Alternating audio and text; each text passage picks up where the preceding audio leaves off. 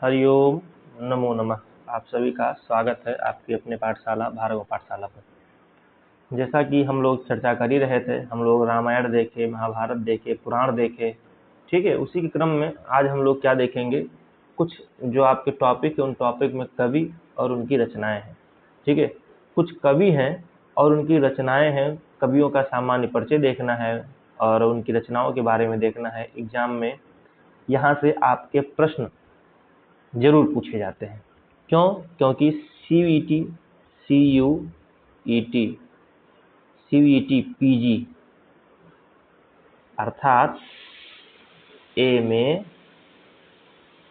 संस्कृत, ठीक है। MA संस्कृत का जो सिलेबस है, आप इंट्रेंस देंगे MA संस्कृत के लिए CVT PG में, तो उसमें कुछ कवि और उनकी रचनाएं लगी हुई हैं आपके सिलेबस में। तो उन्हीं कवि और रचनाओं के बारे में हम लोग सामान्य जानकारी, सामान्य चर्चा हम लोग करेंगे, ठीक है।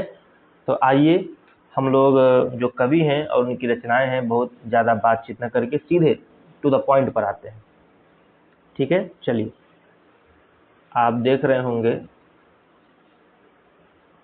अच्छी बात है, आप लोग देख रहे हैं तो ठीक है, नहीं देख रहे हैं फिर भी देखिए।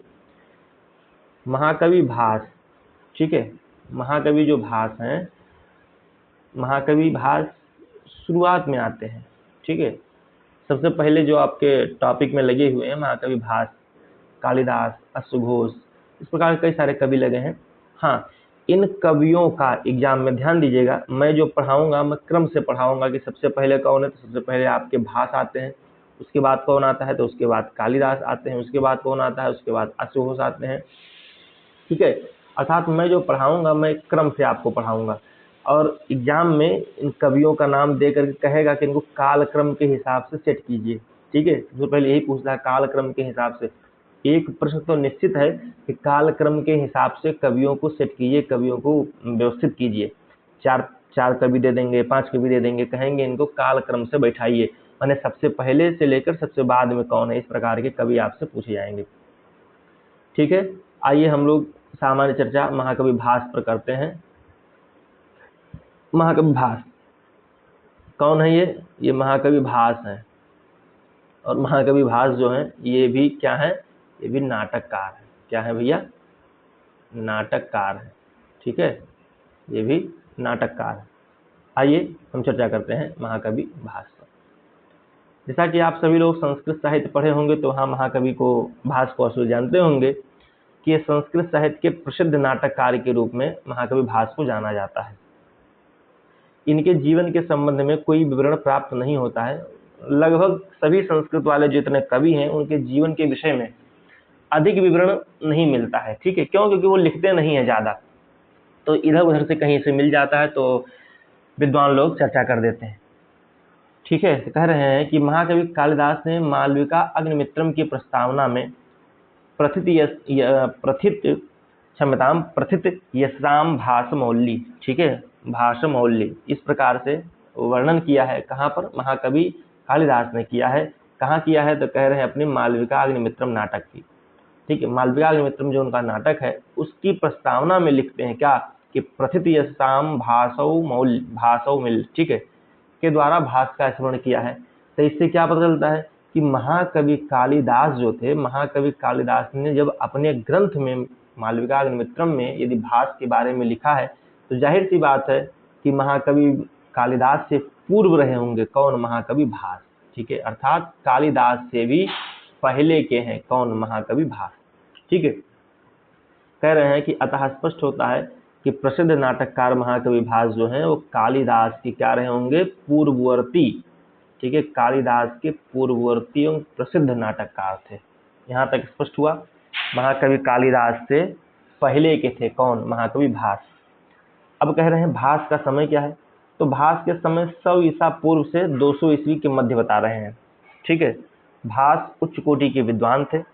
उन्होंने वेद शास्त्र, स्मृति, काव्य शास्त्र, दर्शन, पुराण, रामायण, महाभारत आदि का गंभीर अध्ययन किया। लगभग ये सभी लोग करते हैं, कोई नई बात नहीं है।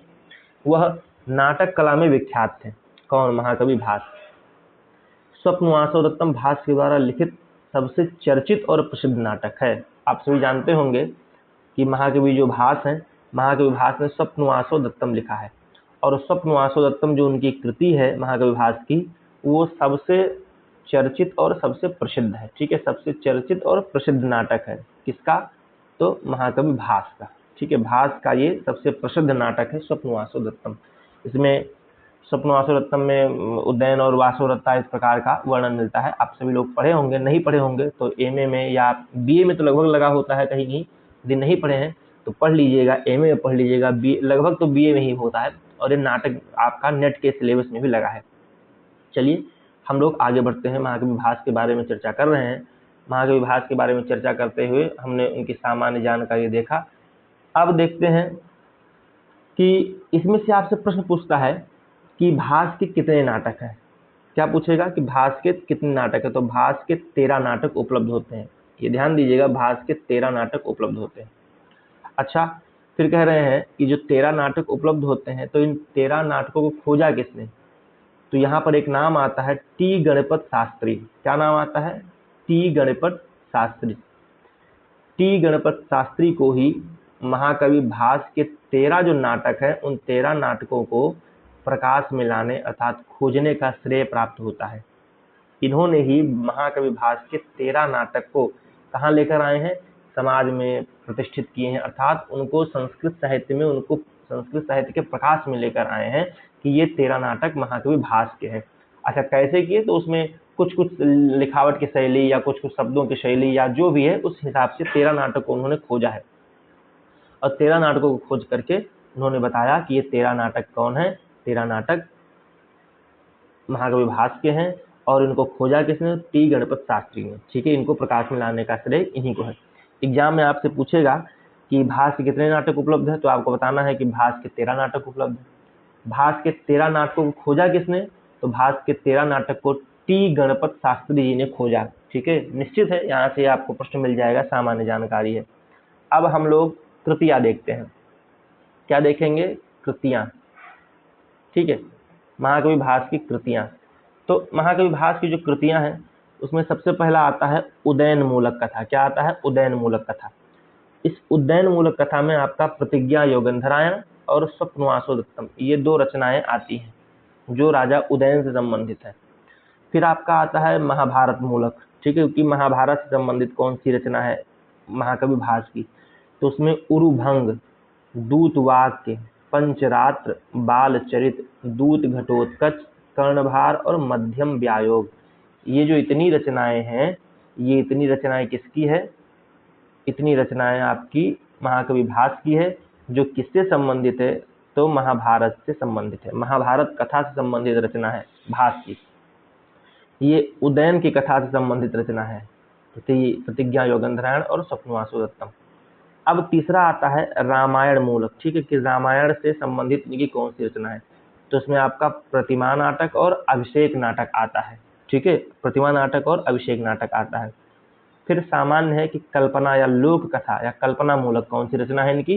तो अभिमारक और चारुदत्त इनकी रचना है, जो किससे संबंधित है? तो पहली रचना आपका उदयन मूलक हो गया, प्रतिज्ञा योगंधरायण स्वप्नवासोदत्तम। महाभारत मूलक में हो गया उरुभंगम, दूतवाक, ये सब हो गया। फिर आपका रामायण मूलक में प्रतिमा नाटक, अभिषेक नाटक है। कल्पना या लोक कथा मूलक जो है अभिमारक या चारुदत्त है। ठीक है, इस प्रकार की रचना आप देखे हैं। ये कृतियां जो है, ये कृतियां किसकी हैं? तो ये कृतियां महाकवि भास की कृतियां हैं। किसकी कृतियां हैं? तो महाकवि भास की कृतियां हैं। तो इतना हम लोगों ने देखा। आज हम लोगों ने अपने टॉपिक में क्या देखा? तो महाकवि भास का सामान्य परिचय देखा, महाकवि भास के कितने नाटक हैं, महाकवि भास के 13 नाटक हैं, ये हमने देखा। किसने खोजा? टी गणपत शास्त्री ने खोजा। इनकी कृतियां क्या हैं? इनकी कृतियां को हमने देखा। ठीक है, यहाँ से लेकर ये उदयन कथा मूलक महाभारत, आपको इसमें से प्रश्न पूछ लेता है कि इनमें से भास की जो रचना है, इनमें से उदयन कथा से संबंधित कौन सी है, या महाभारत की कथा से संबंधित कौन सी रचना है भास की, अथवा रामायण की कथा से संबंधित कौन सी रचना है भास की, अथवा लोक कथा या कल्पना मूलक या उदयन मूलक। ठीक है, इस प्रकार से संबंधित आपसे प्रश्न एग्जाम में पूछ लिया जाता है। तो इसका बहुत ज़्यादा वो न करते हुए जो इम्पोर्टेंट था हमने आपको बता दिया, क्योंकि हम यहाँ आपको ये बताने के लिए आए हैं, ये पढ़ा रहे हैं, ये इतना बताते हैं कि एग्ज़ाम कैसे आप क्लियर कर ले जाएं। ठीक है, तो अब एग्ज़ाम कैसे क्लियर होगा ये आप सभी लोग देखें, और अंतिम में आपको यहाँ तक हमने देखा ही, और लास्ट में ये आपका अपना चैनल है भैया, इसको सब्सक्राइब कर दीजिएगा, भारत गौरव संस्कृत पाठशाला। आपको यहाँ CBT UGP संस्कृत की तैयारी होगी, यहाँ कोई समस्या होगी तो ये मेरा मेल है, इस मेल पे आप लोग संपर्क कर सकते हैं। हम लोग मिलते हैं अगले वीडियो में, तब तक के लिए नमो नमः।